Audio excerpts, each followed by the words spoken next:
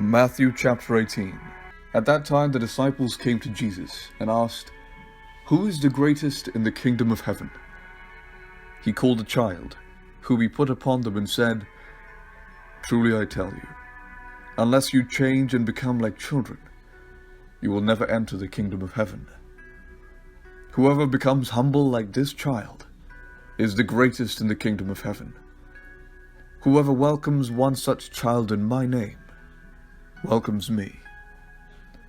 If any of you put a stumbling block before one of these little ones who believe in me, it would be better for you if a great millstone were fastened around your neck and you were drowned in the depth of the sea. Woe to the world because of stumbling blocks.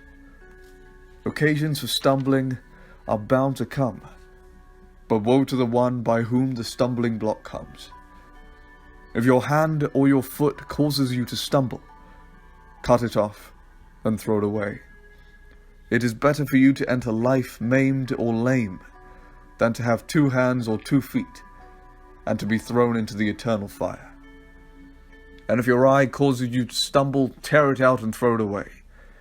It is better for you to enter life with 1 eye than to have 2 eyes and be thrown into the hell of fire. Take care that you do not despise one of these little ones. For I tell you, in heaven, their angels continually see the face of my Father in heaven. What do you think? If a shepherd has 100 sheep, and one of them has gone astray, does he not leave the 99 on the mountains and go in search of the one that went astray? And if he finds it, truly I tell you, he rejoices over it more than over the 99 that never went astray. So it is not the will of your Father in heaven that one of these little ones should be lost. If another member of the church sins against you, go and point out the fault when the 2 of you are alone. If the member listens to you, you have regained that one. But if you are not listened to, take 1 or 2 others along with you, so that every word may be confirmed by the evidence of 2 or 3 witnesses. If the member refuses to listen to them, tell it to the church. And if the offender refuses to listen even to the church, let such a one be to you as a Gentile and a tax collector. Truly I tell you, whatever you bind on earth will be bound in heaven, and whatever you loose on earth will be loosed in heaven.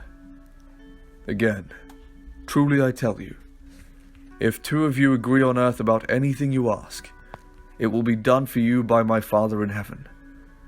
For where 2 or 3 are gathered in my name, I am there among them."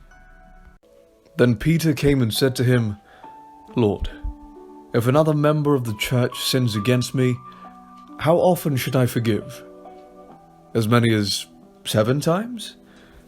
Jesus said to him, "Not 7 times, but I tell you, 77 times. For this reason the kingdom of heaven may be compared to a king who wished to settle accounts with his slaves. When he began the reckoning, one who owed him 10,000 talents was brought to him.